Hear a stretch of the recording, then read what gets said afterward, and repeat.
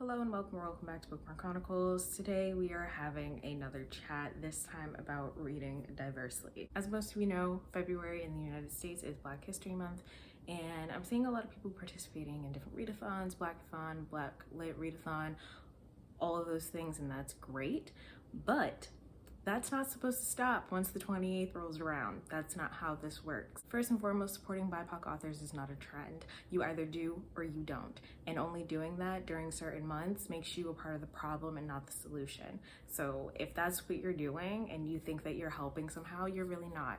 We've seen a lot of performative activism and allyship over the past few years. And honestly, it's tiring. At this point, you might as well just keep it to yourself because we don't need or want it. If you claim to support Black authors, then that should not only happen during Black History Month. If you claim to support Indigenous authors, then that should not only happen during Indigathon. Yes, it's great that you're participating in all of those readathons or specifically reading work from certain authors during certain months when it is a celebratory time, but it can't stop there. I personally already think it's an issue if you have to consciously think about picking up work by BIPOC authors. It should be something that you do every day. You shouldn't have to think too hard about it, and it shouldn't be to make a statement or get recognition for showing your support. That's not support, it's performative bullshit. On top of that, when you read work by people who are a part of a group that you are not a part of, whether it be a BIPOC author or a disabled author or whatever the case may be, you have to realize that you may not be the intended audience.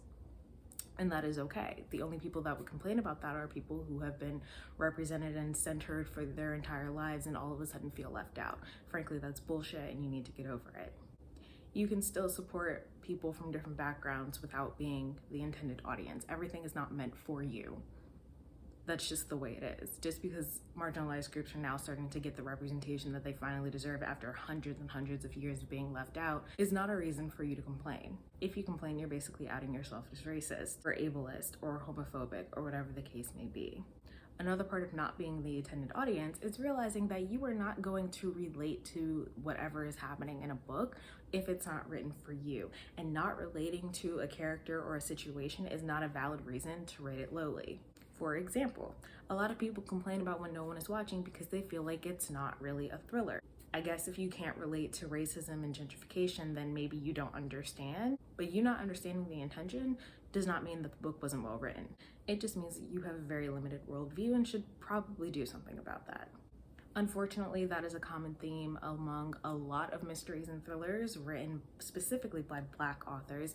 I will leave a link to a video that Jesse from Bow Ties and Books did where they talk about that trend and why it's not okay, if the reason somehow isn't already obvious. If you ever find yourself reading a book from a diverse author and you're not feeling a connection to what's going on, you should take a second to investigate that instead of going ahead and writing a review on Goodreads that's not only rating it poorly, but your only reason is can't relate.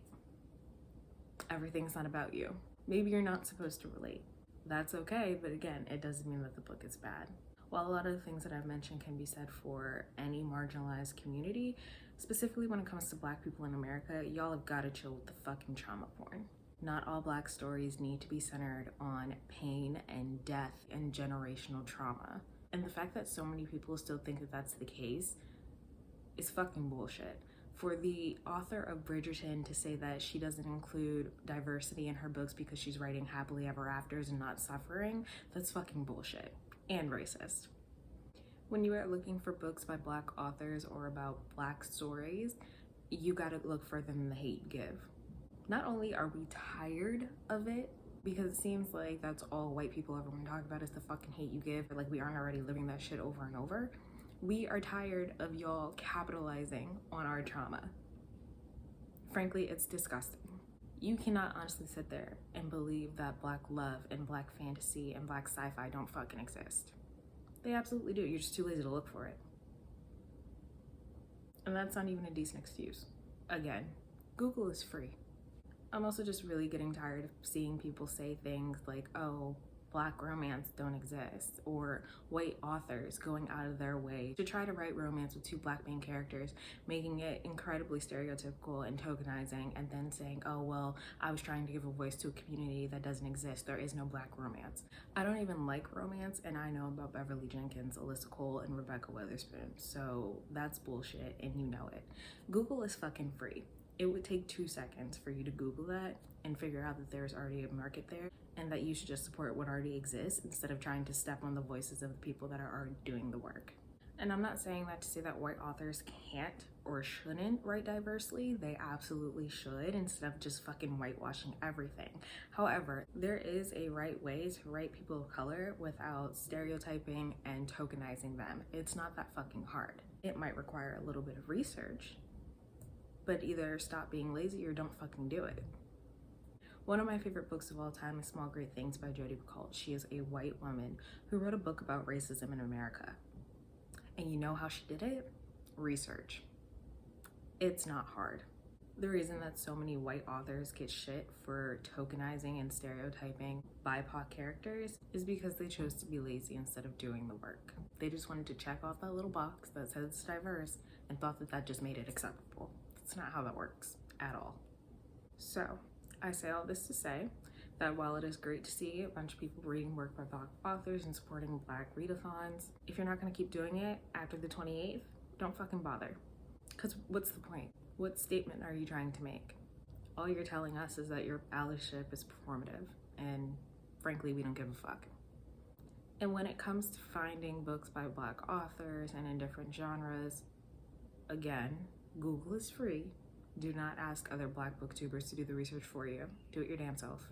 So, I just wanted to get that off my chest. Feel however you want to feel about it. I said what I said and I stand by it. Hopefully, if you're reading work by BIPOC authors, you're doing it for the right reasons. Otherwise, that's all I have for you today, and I'll see you in the next one.